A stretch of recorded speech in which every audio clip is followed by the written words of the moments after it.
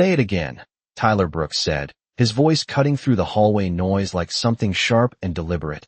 Say you don't belong here.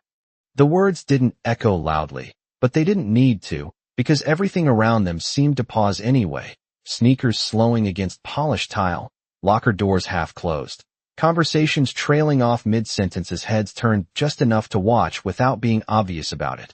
And there she was, Amara Johnson, back pressed lightly against the cold metal of a locker, her fingers still wrapped around the strap of a faded backpack that had seen more bus rides and long walks than most kids in this school would ever understand, her breathing steady, slower than it should have been for someone standing in the center of attention like that, slower than the moment deserved, and that alone made Tyler's smile twitch just slightly at the corner, like something wasn't landing the way it was supposed to, because usually this part was easy.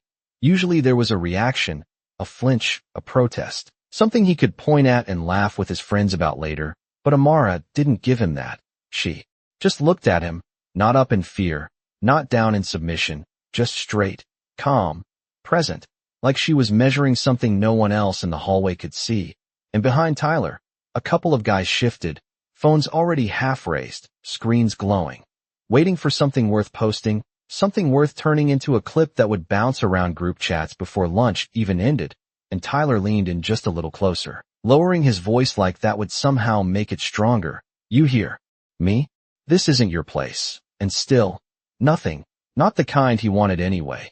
Just that same quiet breath from Amara, her shoulders rising barely an inch, then falling, her knuckles tightening against the worn fabric strap, pale against the dark weave, and for a second, just a second, the hallway felt too still, like even the fluorescent lights overhead had dimmed a fraction, like the air itself was waiting for her to break. But she didn't. Instead she glanced down, not in defeat, but in focus, as if the scattered papers near her feet mattered more than the noise around her, and she crouched slowly, deliberate, gathering them one by one, smoothing a bent corner with her thumb, aligning edges like control could be built out of small, careful actions, and someone nearby let out a quiet laugh, not cruel, not kind, just uncertain, filling the silence because silence made people uncomfortable, and Tyler straightened, rolling his shoulders back, trying to reclaim the moment that was slipping out of his grip.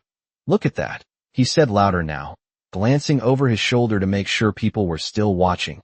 She won't even say anything. But even as he said it, there was a flicker in his eyes, something quick, something he buried under a smirk, because what he expected wasn't happening, and what was happening didn't fit the script he'd been running since freshman year.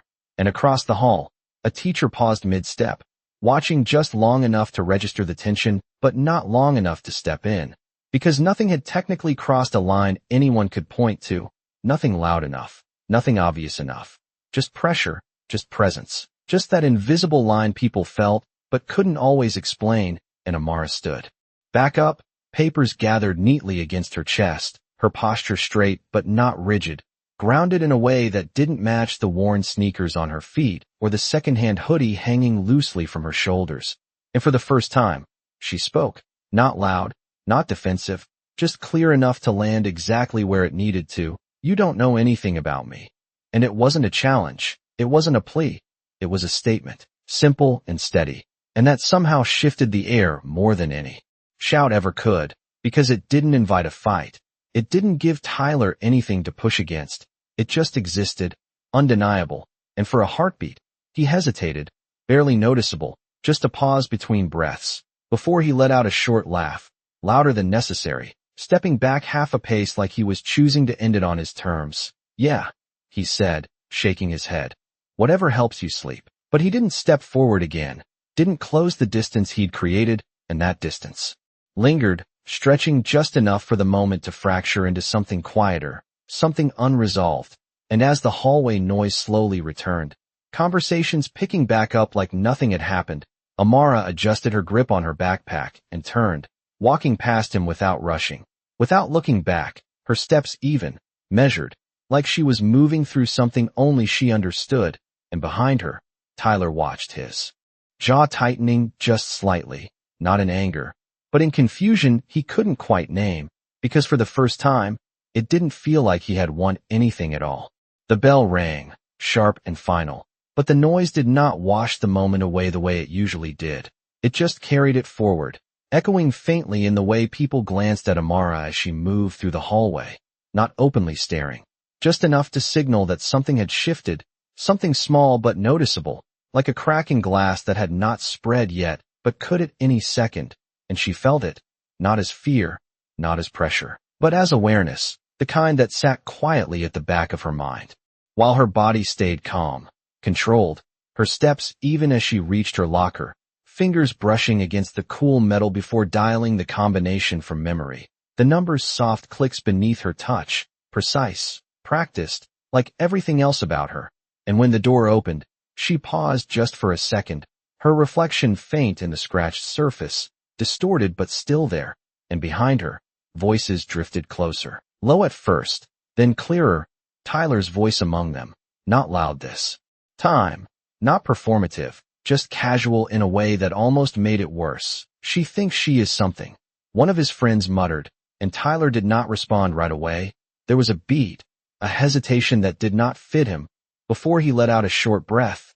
It is nothing, he said, but it did not land with the same certainty as before, and Amara heard it, not because she was listening for him, but because she listened to everything, always had, the subtle shifts, the tone beneath the words, the silence between sentences, and she slid her books into the locker carefully, aligning them by size, edges straight, like order was something she could build with her hands even when the world around her was uneven. And as she reached for her notebook, a folded slip of paper caught her attention, tucked just inside the corner like it had been placed there deliberately, not dropped, not accidental. And her fingers paused before picking it up, the paper light, slightly creased, her name written on the front in clean, simple handwriting, Amara, no last name, no decoration, just enough, and for a moment she did not open it, her thumb resting along the edge as if she already knew it mattered. Then slowly she unfolded it, the paper soft against her fingertips, and the message inside was short, almost too short for how much weight it carried. Do not react. I am on my way. No signature, no explanation, just those words, direct, calm, certain, and something in her chest tightened, not in panic, not in fear, but in recognition, like a signal she had been expecting without realizing it. And she exhaled quietly, folding the paper back along the same crease, precise, controlled, before slipping it into the front pocket of her backpack. And when she closed her locker, the sound was soft, final, like a decision made without needing to say it out loud. Across the hall, Tyler leaned against the wall, arms crossed, watching her now without pretending not to, his expression unreadable in a way that did not match his usual confidence, like he was trying to figure something out and not liking that he could not.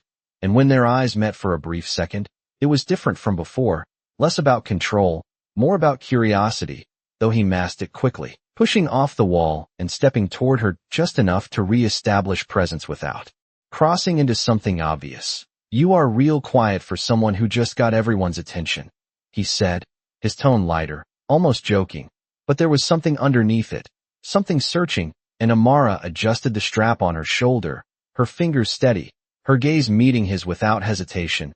Maybe you talk too much, she replied, her voice even, not sharp, not soft, just balanced. And a couple of students nearby glanced over, sensing the exchange without fully understanding it. And Tyler let out a small laugh, but it did not carry the same weight as before.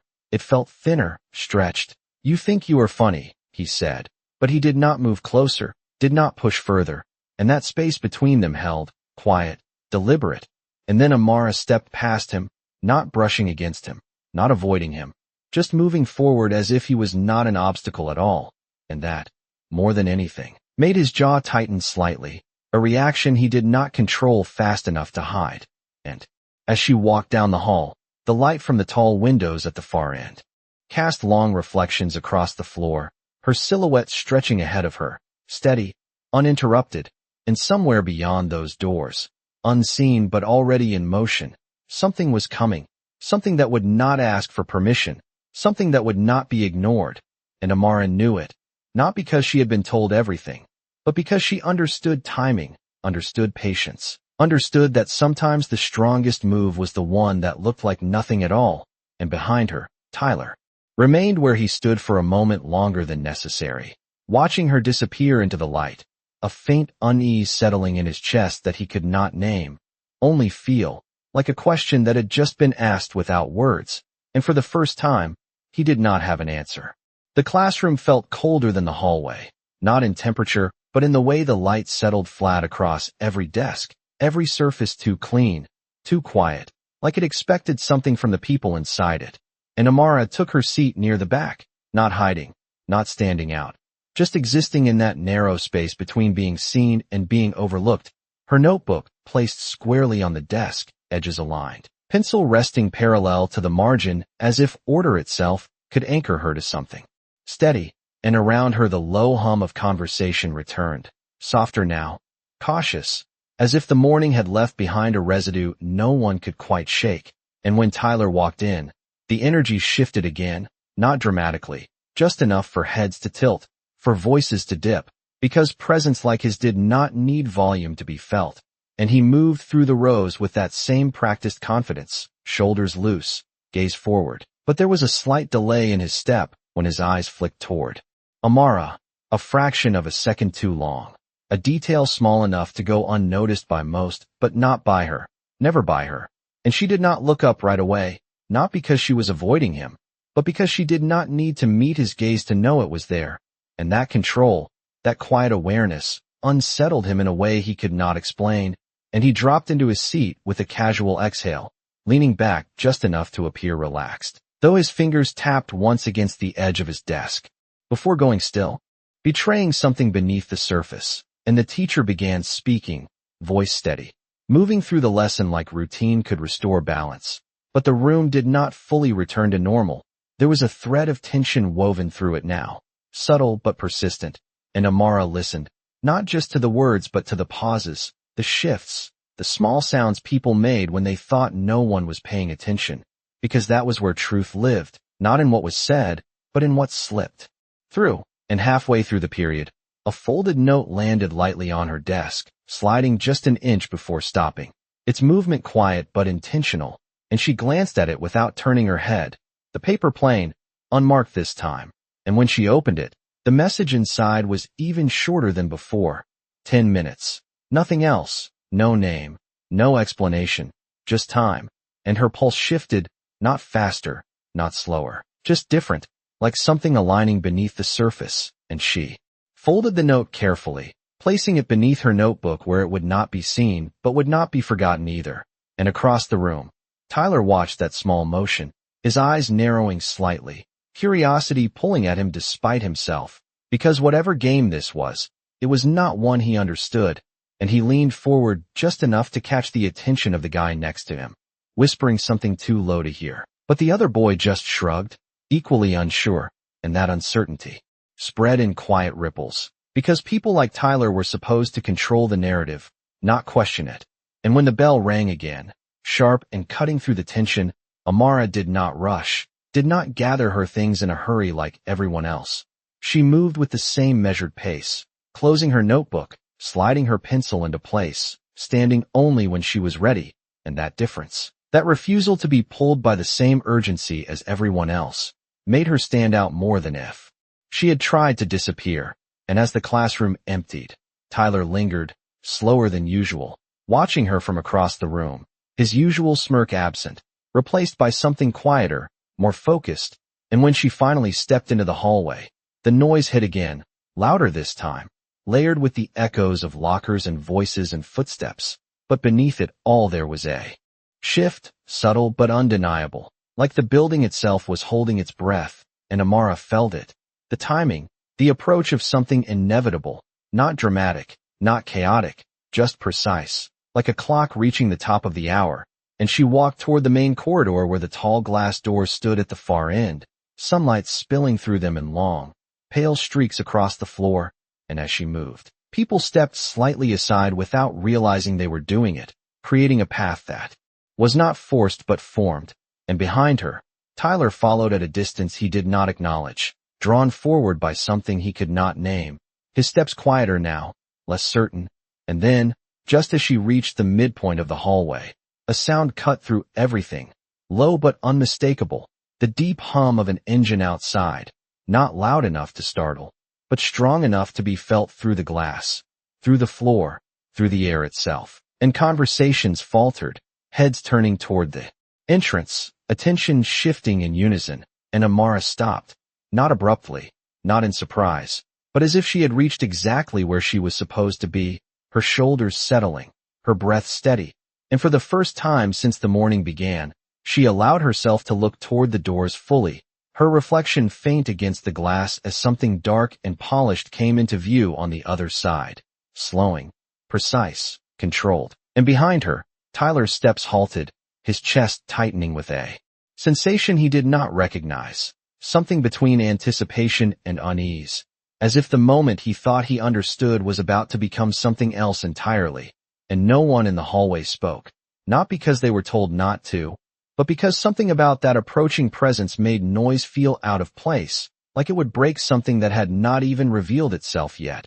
And Amara stood there, still, grounded, waiting, not for rescue, not for validation, but for the truth to arrive on its own terms.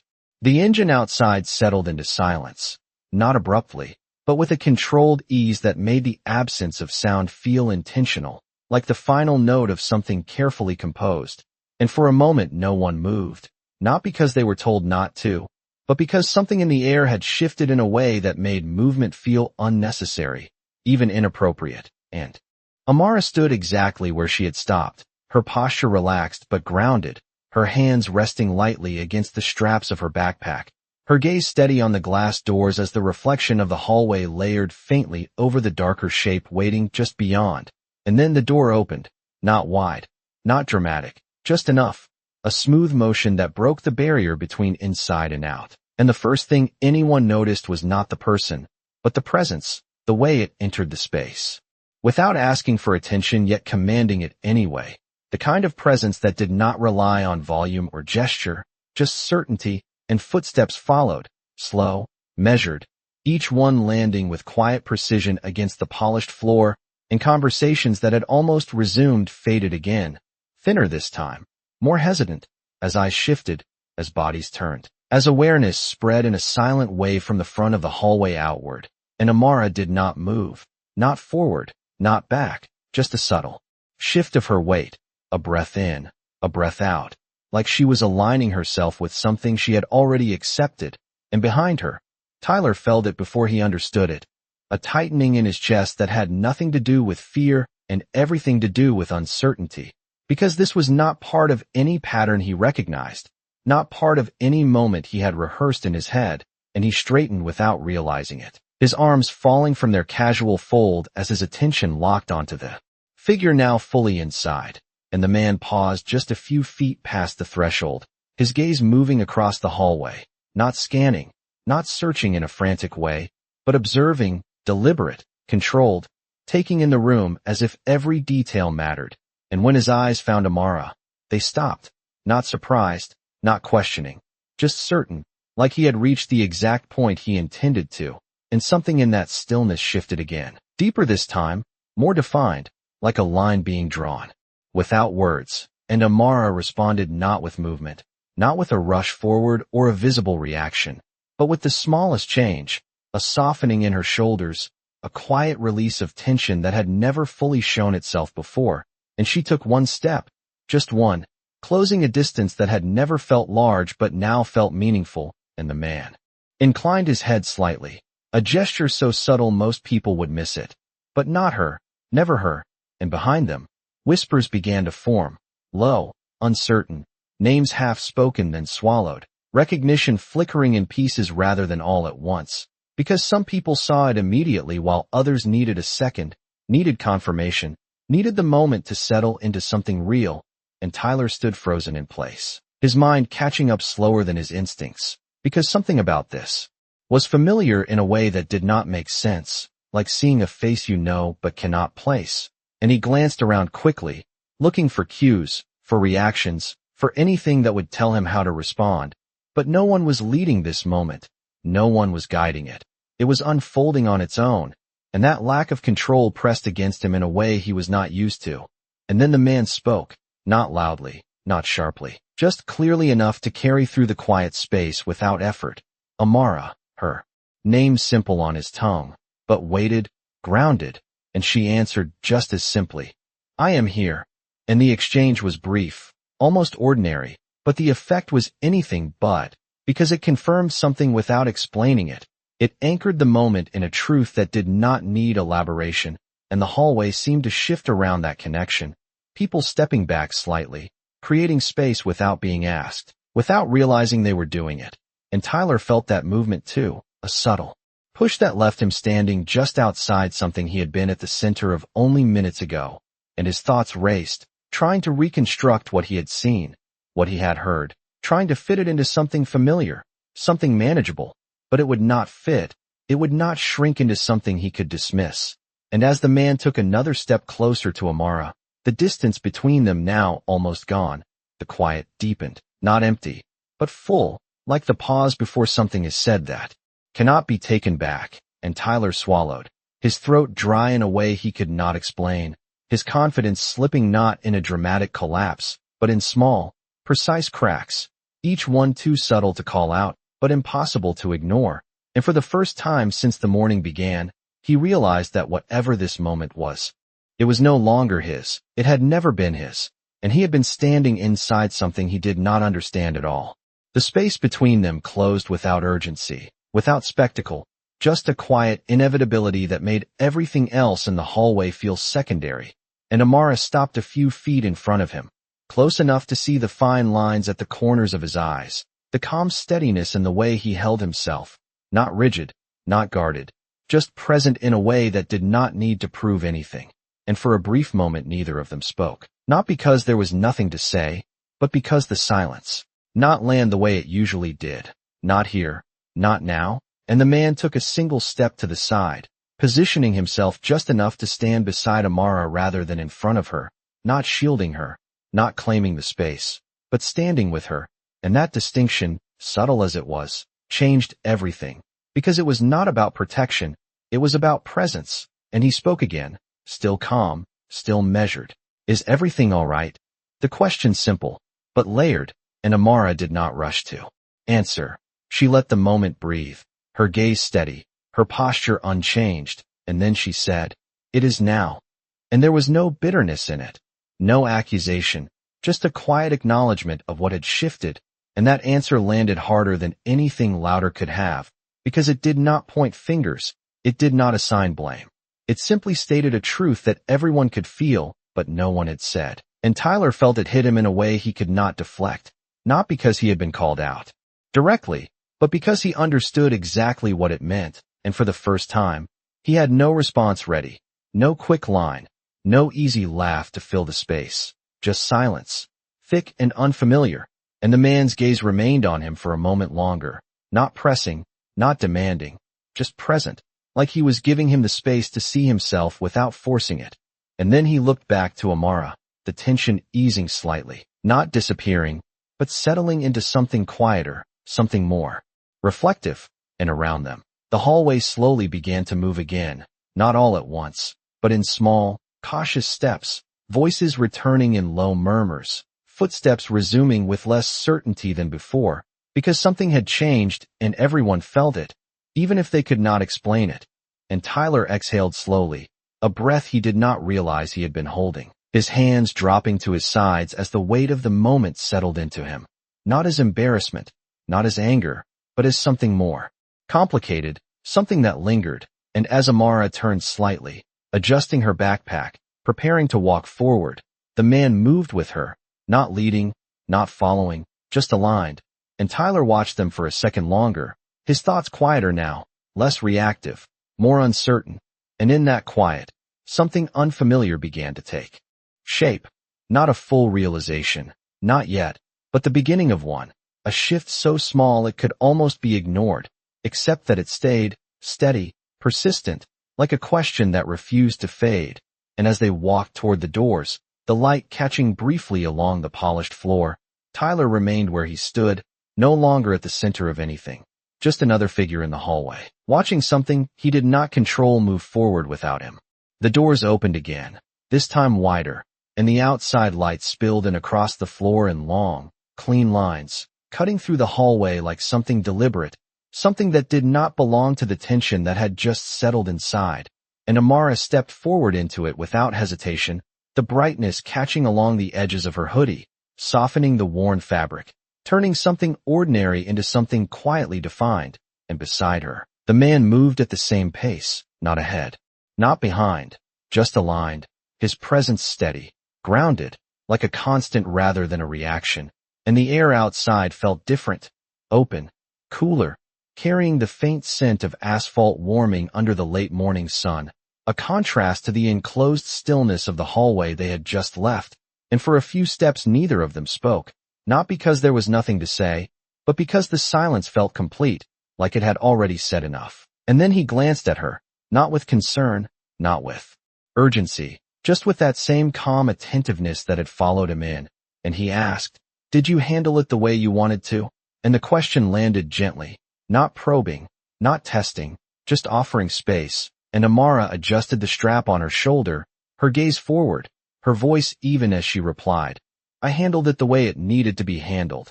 And he nodded once, accepting that answer without pushing for more, because he understood the difference between those two things, understood that sometimes doing what is needed is not the same as doing what feels right, and that distinction mattered more than any explanation.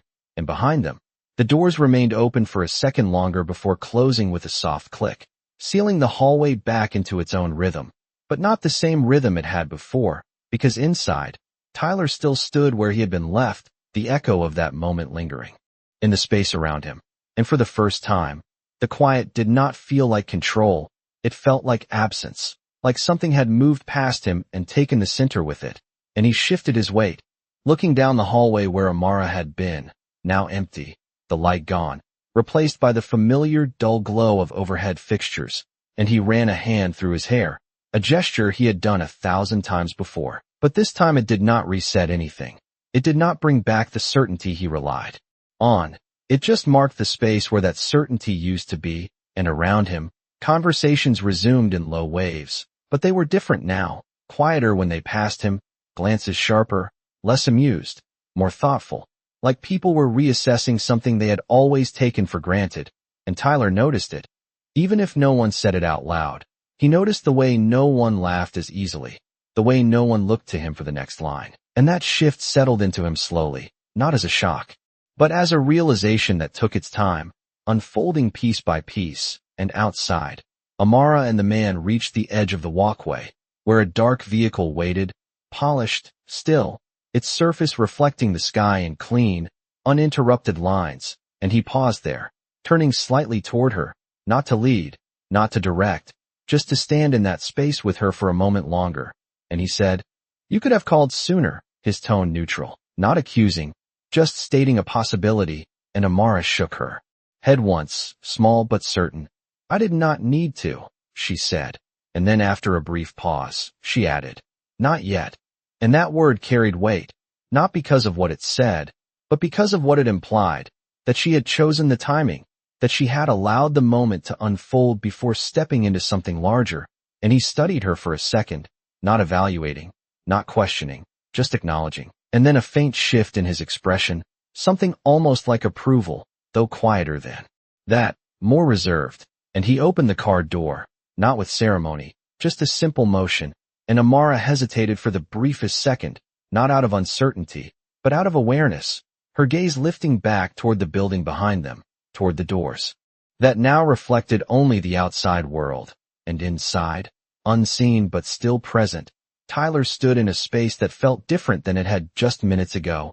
And she exhaled softly, not heavy, not relieved, just a release of something small but significant. And then she stepped forward, not into escape, not into safety, but into the next part of something she had already chosen. And as the door closed gently behind her, the sound was quiet, final, and the car remained still for a moment longer, before the engine came back to life, low, controlled. And inside the school, Tyler finally moved, not with the same easy confidence, not with the same rhythm, but with something slower, more deliberate, as if each step now required a thought he had never needed before. And he did not look for his friends, did not call out, did not try to reclaim anything that had shifted. He just walked, the hallway stretching ahead of him in a way that felt longer than it had before, and somewhere in that length, in that quiet, something began to settle into him, not fully formed, not complete, but present, like a question that would not let go. And for the first time, he did not try to answer it right away. The car moved smoothly down the street, the hum of the engine low and steady, blending into the rhythm of passing traffic and distant city sounds. And inside, the silence returned, not heavy, not uncomfortable, just present, like a space that allowed thoughts to settle without interruption. And Amara sat upright in the passenger seat, her hands resting loosely in her lap, her gaze angled slightly toward the window as buildings passed in soft reflections across the glass, each one stretching and fading as the car continued forward. And beside her, the man kept his attention on the road, one hand on the wheel, the other relaxed, his posture composed in a way that suggested he did not rush, did not react. He simply moved with intention. And after a moment, he spoke, not looking at her, his voice calm, measured. "You let it play out longer than most would." And Amara did not respond immediately, her eyes following the shifting light outside, the way shadows moved across the pavement, the way everything seemed to change without forcing it. And then she said, "People show you who they are if you give them enough time." Her tone quiet, but certain, and he nodded slightly, a small acknowledgement, not of agreement, but of understanding. And for a few seconds, that was enough, the conversation settling into the same steady rhythm as the car. And then he added, "And what did he show you?" And this time, Amara's gaze shifted, not fully toward him, but enough to break the pattern, her voice steady, "That he does not know who he is yet." And the answer was simple, almost gentle, but it carried a weight that lingered, because it did not reduce, did not dismiss. It left room for something else, something unfinished. And the man exhaled quietly, not in surprise, but in reflection, like he was considering not just her words, but the space around them, the choices that had led to this moment. And he said, "Most people never figure that out." And Amara's fingers tightened slightly against the fabric of her backpack, not from tension, but from thought. And she replied, "That does not mean they cannot." And that shifted something again, subtle but real, because it turned the moment away from judgment and toward possibility. And the car slowed slightly as they approached a light, the red glow reflecting faintly across the dashboard. And outside, pedestrians crossed in steady lines, each person moving with their own purpose, their own pace. And for a second, everything felt connected, like each small movement belonged to a larger pattern no one could fully see. And back at the school, Tyler walked through the hallway with that same unfamiliar weight in his chest, the noise around him louder now, but less engaging, like it no longer centered around him the way it always had. And he noticed things he had not paid attention to before, the way people stepped aside without looking, the way conversations shifted tone when he passed, not out of fear, not exactly, but out of something more distant, more thoughtful. And he caught his reflection, briefly in a glass display case, his posture still confident, his expression still controlled, but something in his eyes different, less certain, like a question had been placed there and had not yet been answered. And he slowed, just for a moment, looking at himself longer than he meant to, before turning away, because whatever he saw, he was not ready to understand it yet. And outside, the light turned green, and the car moved forward again, smooth, uninterrupted. And the man glanced at Amara once more, his voice quieter now, almost reflective. "You did not need me to walk in there." And she nodded once, her gaze returning to the road ahead. "No," she said. And then after a brief pause, she added, "But he needed to see that you would." And that distinction settled into the space between them, not heavy, not dramatic, just clear. And he let out a soft breath, something close to a quiet acknowledgement, because that, too, was true, not about power, not about presence, but about what it revealed when it arrived. And as the car continued down the road, the city opening up around them, something about the moment shifted from reaction to reflection, from tension to understanding.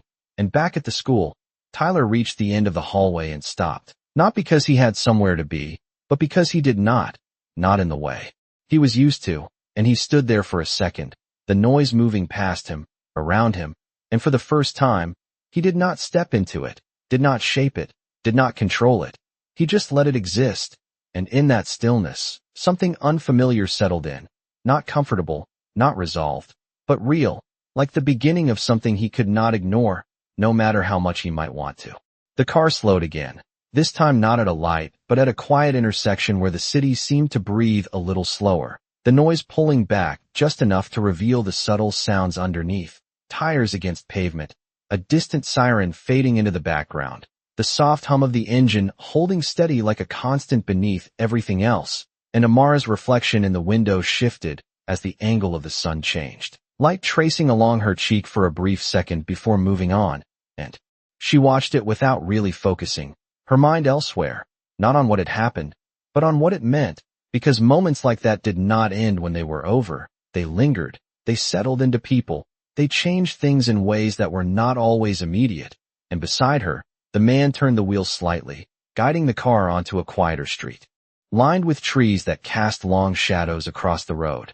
And he spoke again, not as a question this time, but as an observation. You gave him space to choose, and Amara's eyes shifted from the window to the road ahead, her voice calm, steady. Everyone deserves that.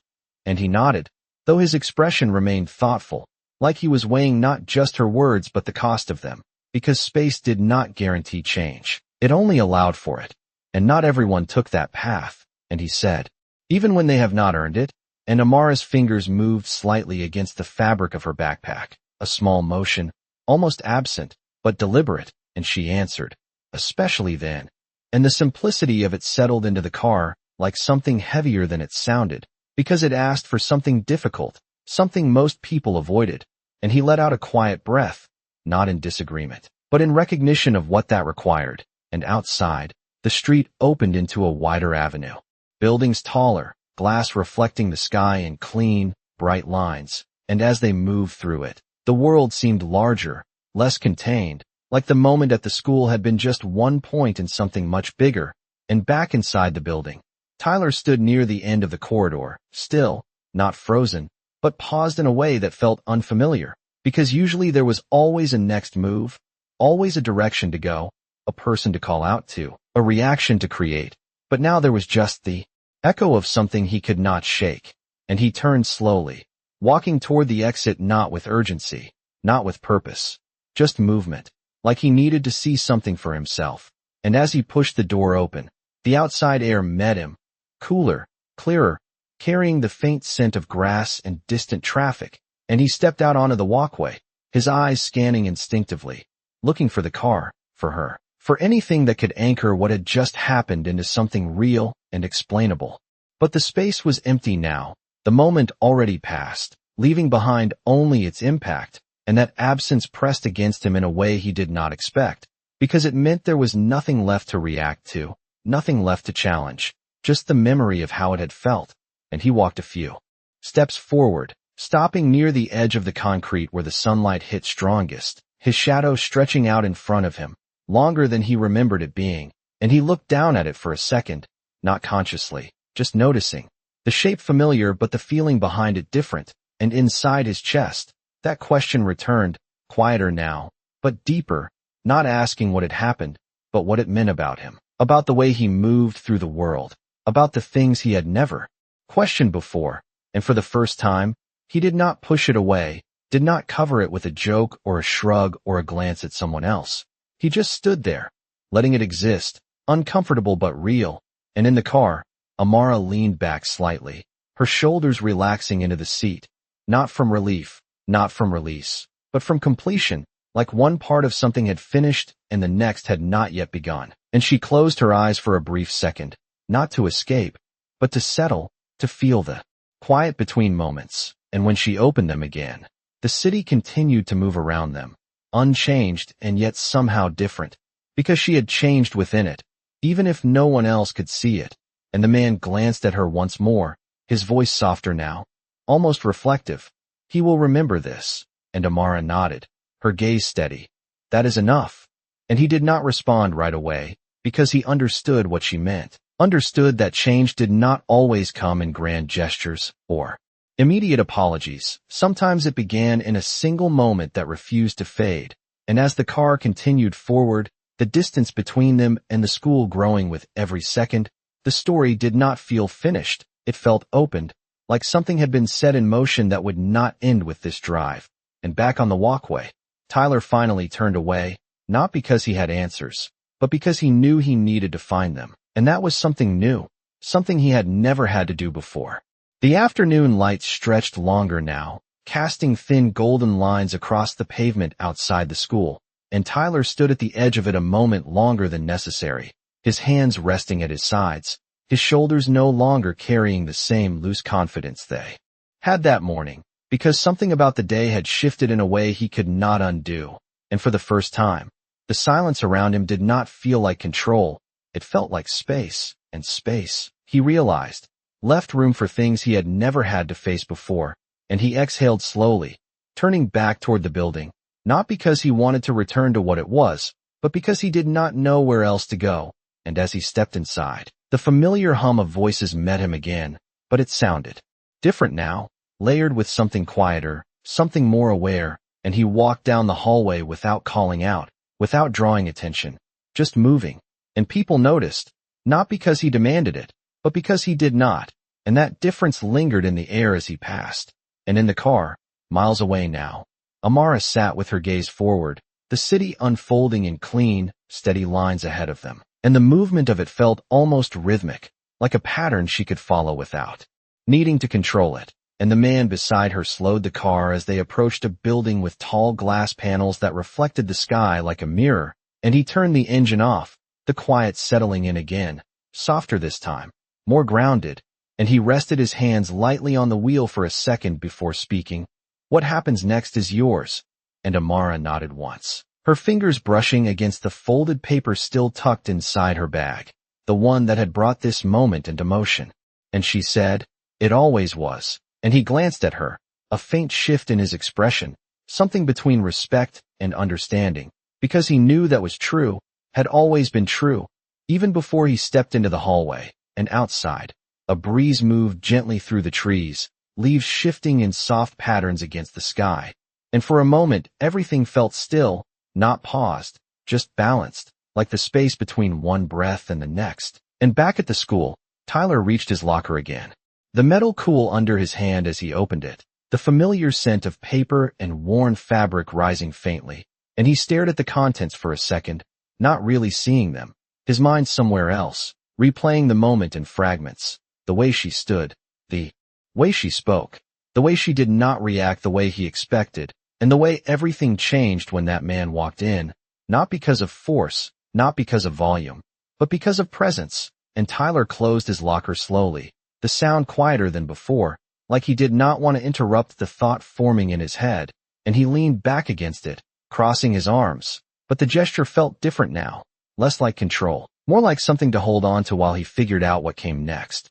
And across the city, Amara stepped out of the car, the ground firm beneath her feet, the air cooler here, touched with the scent of glass and concrete, and something distant she could not quite name, and she stood for a moment, looking up at the building in front of her, its height stretching into the sky, not overwhelming, just present, and she adjusted her backpack, her posture steady, her breath even, and the man stepped out beside her, closing the door with a soft, controlled motion, and he did not move ahead, did not gesture, he simply stood there, allowing her to take the first step, and she did, without hesitation, moving toward the entrance with the same calm certainty she had carried all day, because the moment at the school was not the end. It was the beginning of something else, something she had already chosen before anyone else even realized it existed. And behind her, the door opened automatically, a quiet acknowledgement of her presence, and she walked inside, the light shifting again, the reflections changing, and outside, the man remained for a second longer, watching her go, not with concern, not with doubt, just with a quiet understanding that she did not need to be followed. And back at the school, Tyler pushed himself off the locker and took a step forward, slower than before, more deliberate. And he did not look for anyone, did not try to reclaim anything that had slipped away. He just walked. And in that walk, something subtle began to change, not in a way anyone else could see yet, but in a way that mattered, because for the first time, he was not moving to control the moment. He was moving to understand it, And that difference, small as it was, marked the beginning of something he had never experienced before, something that would not leave him as easily as the laughter once had. The lobby was quiet in a different way than the school, not tense, not uncertain, but deliberate, like every sound had been measured before it was allowed to exist, and Amara's footsteps softened as they met the polished floor, each step steady, unhurried, her reflection stretching briefly beneath her before settling back into the surface as she moved forward, and the glass walls around her caught fragments of the city outside, light bending across them in clean lines that shifted with every angle. And she did not slow, did not hesitate, because this place was not unfamiliar to her in the way it might have seemed to anyone watching. It was simply another space where people either knew who they were or pretended they did, and she had already decided which one she would be. And behind her, the man entered a moment later, his presence quieter here, not because it was diminished, but because it did not need to stand out in a space already built on control and composure, and he walked a few steps before stopping, allowing her to move ahead on her own. And at the far end of the lobby, a receptionist looked up, her expression shifting from routine politeness to something more attentive as she recognized the man behind Amara, her posture straightening slightly, her voice measured as she said, "Good afternoon," but her eyes flicked briefly to Amara, assessing, curious, trying to place her in a structure that had not yet been explained, and Amara met that look without reacting, not dismissing it, not inviting it, just acknowledging it as something that did not define her place in the room, and she stepped closer to the desk, her voice calm, even, "I am here for the meeting," and the receptionist blinked once, the sentence simple but unexpected, her fingers pausing over the keyboard before resuming, searching, confirming, and after a second, she nodded, the shift in her tone subtle but real. "Of course," she said, standing slightly. "They are expecting you." And that word landed quietly, but it carried weight, because it confirmed something that no one in the hallway at the school had understood yet, that Amara was not stepping into something unknown. She was stepping into something prepared, something that had been waiting for her arrival. And behind her, the man remained still, watching not with concern, but with that same quiet awareness he had carried all day, because this part did not belong to him. It never had, and Amara turned slightly, not toward him fully, but enough to acknowledge his presence, and he gave a small nod, nothing more, just a signal that she did not need anything else from him in this moment. And she returned it with the slightest movement of her head before following the receptionist toward a set of doors further inside, and as they opened, the light changed again, softer, more contained, and the sounds of conversation drifted out, low, professional, measured, and inside the room, several people sat around a long table, their attention shifting as she entered, not dramatically, not abruptly, but with a collective awareness that something important had just arrived. And Amara walked in with the same steady pace, her posture aligned, her gaze level, and for a brief second, the room held still, not because it was commanded, but because presence had a way of doing that when it was grounded enough, and one of the men at the table stood, adjusting his jacket, his expression composed but attentive. "Miss Johnson," he said, and the use of her name, formal, precise, settled the moment into something clear, something structured, and she inclined her head slightly, acknowledging without lowering herself, without elevating herself, just meeting the moment as it was, and she took the seat offered to her, not at the edge, not at the back, but at the table, among them, and outside. The man remained in the lobby, his reflection faint against the glass as he watched the doors close again, not following, not intervening, because this was where she stepped forward on her own. And back at the school, Tyler sat alone at one of the cafeteria tables, the noise around him louder now, plates shifting, voices overlapping, but none of it pulling him in the way it used to, and he stared down at it, letting it exist, letting the question remain unanswered, because something inside him had shifted, not completely, not yet, but enough to make him realize that whatever came next would not look the same as what came before. And in the room across the city, Amara placed her hands lightly on the table, her fingers still, her posture steady, and as the conversation began, her voice calm and clear. She did not speak to prove herself. She spoke because she already knew who she was, and that made all the difference.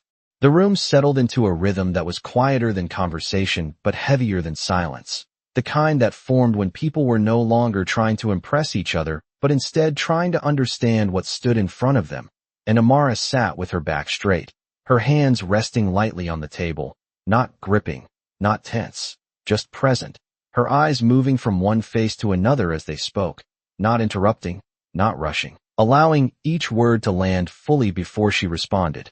And across from her, a man in a gray suit adjusted his glasses, flipping through a set of documents that now seemed less certain than they had minutes before, because whatever assumptions had been made about her had already begun to dissolve, and he cleared his throat slightly, his voice careful, measured. Your proposal, it suggests a restructuring that would shift long-term accountability.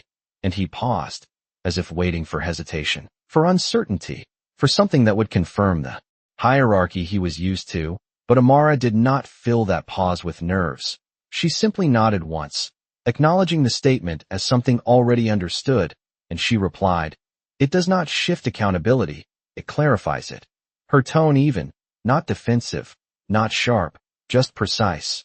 And that precision landed in the room with more weight than volume ever could, because it removed the space for dismissal. And the man leaned back slightly, his fingers tapping once against the table before going. Still, reassessing, recalibrating, and to his left, a woman with a tablet glanced down at her screen, scrolling quickly, verifying something, her expression tightening for a second before smoothing out again. And she looked up, her voice quieter now. She is right. And that confirmation, simple as it was, shifted the dynamic again, not dramatically, but definitively, because it moved the conversation away from assumption and into recognition. And Amara remained still, not reacting to the validation, not absorbing it as approval, because she had not come here to be proven right. She had come here already knowing she was, and that difference changed the way she occupied the space. And outside the room, the man stood near the glass wall, his reflection faint against the city beyond, his arms relaxed at his sides, not waiting, not watching with concern, just present in the way someone is when they trust the outcome before it happens. And back inside, another voice entered the conversation, this one lower, more cautious. Why did you not bring this to us earlier? And the question carried more than curiosity. It carried a subtle challenge, an attempt to understand timing, to understand control. And Amara's gaze shifted toward him, steady, direct, and she answered without hesitation. Because you were not ready to hear it. And the room went still again, not in shock, but in recognition, because the answer did not accuse, it did not criticize. It simply stated something that everyone in that room could feel, but had not said. And for a moment no one responded, not because they disagreed, but because the truth had a way of slowing things down when it arrived without resistance. And the man who had asked the question exhaled quietly, leaning back in his chair, his posture changing just slightly, less rigid, more open, as if something in him had shifted as well. And across the city, in a cafeteria filled with noise and movement, Tyler sat with his hands clasped loosely in front of him, his gaze unfocused as voices passed around him, laughter rising and falling in waves that no longer pulled him in. And he replayed the moment again, not the surface of it, not the way it looked, but the way it felt, the way everything had changed without force, without shouting, without anything he had ever relied on before. And that difference unsettled him in a way he could not ignore, because it meant that what he thought was power might not be what power actually was. And he leaned back slightly, his chair scraping softly against the floor, the sound grounding him just enough to bring him back into the present. And he looked around, really looked this time, at the people, at the space, at the patterns he had never questioned. And for the first time, he saw them not as something he controlled, but as something he had simply been a part of without understanding. And that realization settled into him slowly, not complete, not comfortable, but real. And back in the conference room, the conversation continued, but it had shifted now, no longer centered around whether Amara belonged there, but around what she was bringing into the room, what she was changing within it. And she spoke with the same calm clarity, not raising her voice, not pushing, just guiding the conversation through truth rather than force. And one by one, the resistance softened, not because it was defeated, but because it no longer had a place to stand. And as the meeting moved forward, something became clear, not just to them, but to her as well, that the moment in the hallway had not been about proving anything. It had been about revealing something, and now that it had been revealed, it could not be. Unseen and outside, the city continued to move, unchanged and yet somehow different, because in one room, and in one school hallway miles away, something quiet and powerful had begun to take shape, something that did not need to announce itself to be real. The room did not return to its earlier state, not after the shift that had already taken place. Instead, it settled into something quieter, something more intentional, where every word carried more weight because no one was speaking just to fill space anymore. And Amara sat exactly as she had before, composed, steady, her presence no longer questioned but fully acknowledged. And across the table, the man in the gray suit closed his folder slowly, not in dismissal, but in conclusion, his fingers resting on top of it for a moment as if marking the end of one understanding and the beginning of another. And he looked at her directly now, not over her, not around her, but at her, his voice lower, more grounded. You understood this before any of us did. And it was not framed as a question, not even as praise, just recognition, clear and unfiltered, and Amara did not shift under it, did not absorb it as validation. She simply nodded once, her voice calm. I paid attention, and that answer, simple and unembellished, carried more depth than explanation ever could, because it pointed to something fundamental, something that could not be taught in a room like this. And the woman with the tablet leaned forward slightly, her earlier certainty now replaced with something more reflective. We almost missed it, she said quietly, and Amara's gaze softened just a fraction, not in sympathy, but in understanding. You did not miss it, she replied. You just were not looking yet. And the distinction settled into the space between them, not as correction, but as clarity. And for a moment no one spoke, not because there was nothing to say, but because what had been said needed time to land, needed space to settle into something real. And outside the room, the man stood with the same stillness, his reflection faint against the glass, the city moving behind him in endless motion, cars passing, people walking, everything continuing as it always did. And yet, within that movement, there were moments like this, small and contained, that changed the direction of things in ways that were not always visible. And he glanced once toward the closed doors, not with impatience, not with concern, just a quiet awareness that something inside had already resolved itself.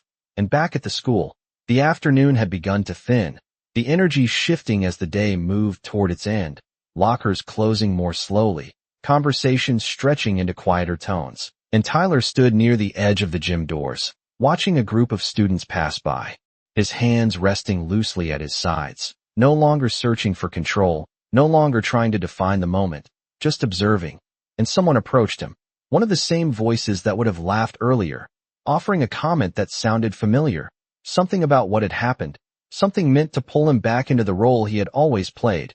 And Tyler looked at him for a second, not reacting right away, the silence stretching just long enough to make the other boy shift uncomfortably. And then Tyler shook his head slightly, not dismissive, not harsh, just clear. It was not like that, he said, and that was all. No explanation, no performance, just a boundary, quiet but firm. And the boy blinked, unsure how to respond, before stepping back, the moment dissolving into something smaller than it would have been before. And Tyler exhaled slowly, his shoulders settling, because that, too, was new, not reacting, not amplifying, just choosing something different. And back in the conference room, the conversation moved toward its close, not with tension, not with resistance, but with a shared understanding that had not existed before Amara walked in. And the man at the head of the table leaned forward slightly, his hands clasped together, his tone steady. We would like you to stay involved in this. And again, it was not a request framed in uncertainty. It was an acknowledgement of necessity. And Amara considered it for a moment, not weighing whether she was capable, but whether it aligned with what she intended. And then she nodded, once, deliberate. I will, she said. And that was enough, because it was not a promise made lightly. It was a decision made with clarity. And as the chairs shifted and the meeting began to dissolve into movement, the energy remained different, quieter, more grounded, like something had been recalibrated beneath the surface. And Amara stood, gathering her things with the same care she had shown earlier in the hallway, aligning edges, smoothing corners, small actions that reflected something larger, something consistent. And when she stepped out of the room, the man was still there, exactly where he had been, not waiting to lead, not waiting to take control, just present. And their eyes met for a brief second. No words exchanged, none needed, because everything that mattered had already been understood. And outside, the city continued to move, the light shifting lower, shadows lengthening across the streets. And back at the school, Tyler walked toward the exit once more, not searching this time, not expecting anything to be there, just moving forward. And as he pushed the door open and stepped into the fading light, he paused for a second, his gaze lifting slightly, his expression quieter, more thoughtful. And in that moment, something settled into place. Not fully, not completely, but enough to mark the beginning of change, something that would not announce itself, but would remain, steady and persistent, shaping what came next in ways he had never considered before. The light outside had softened into that quiet hour between afternoon and evening, where everything seemed to slow just enough to be noticed, shadows stretching longer across the pavement, the sky shifting from bright to something warmer, something more reflective. And Tyler stood just beyond the school doors, his hands resting loosely in his pockets, not waiting, not searching, just present in a way that felt unfamiliar but steady. And the noise behind him faded as the doors closed, sealing the day inside while he remained outside of it. And for a moment he did not move, his gaze drifting across the parking lot, the empty spaces, the distant line of trees swaying gently in the breeze. And in that stillness, the question that had followed him all day returned, not louder, not more urgent, but clearer, like it had finally found its place. And he exhaled slowly, his shoulders lowering just slightly, because for the first time, he was not trying to answer it. He was allowing it to exist, and that changed something, subtle but real, like a shift in direction that did not need to be announced to matter. And across the city, Amara stepped out of the building with the same steady rhythm she had carried all day, her footsteps quiet against the smooth pavement, her posture aligned, not elevated, not diminished, just grounded in something that did not depend on the space around her. And the man walked beside her again, not guiding, not leading, just present. And as they reached the car, he paused, his hand resting lightly against the door before looking at her, his expression calm, thoughtful. "You did not need me," he said, not as a question, not as a doubt, but as a recognition. And Amara met his gaze, her eyes steady, her voice soft but certain. "I never did." And then, after a brief pause, she added, "But you showed up anyway." And that distinction settled between them, not as dependence, not as power, but as something quieter, something human. And he nodded once, a small acknowledgement that did not need to be expanded. And as she opened the door and stepped inside, the motion was simple, unforced, like everything else she had done that day. And the car door closed with a soft, final sound, the engine starting again with that same low, controlled hum. And as they pulled away, the city lights began to flicker on one by one, small points of brightness emerging against the fading sky. And back at the school, Tyler finally took a step forward, then another, his movement slower than before, but more intentional. And he did not look back at the building, did not check for anyone watching. He just walked, the rhythm of his steps different now, less about claiming space, more about moving through it. And as he reached the edge of the lot, he paused again, his gaze lifting slightly toward the horizon where the light was beginning to fade. And for a moment, he allowed himself to feel the weight of the day, not as something to push away, not as something to rewrite, but as something that had shown him a part of himself he had never seen clearly before. And it was not comfortable, not easy, but it was real. And that mattered more than anything he had held on to before. And somewhere in that realization, something shifted, not loudly, not dramatically, but enough to change the direction of what came next. And he let out a quiet breath, almost a release, before continuing forward, his path no longer defined by who he had been that morning, but by something he had not yet fully become. And in the distance, the sound of a car moving steadily through the city blended into the evening air, carrying with it a story that did not end with a confrontation, did not close with a victory, but continued in something quieter, something lasting. And as the night settled in, the world did not change all at once, but in small, steady ways, in the spaces between moments, in the choices no one else saw, and somewhere within those choices, within that quiet shift from control to understanding, something real began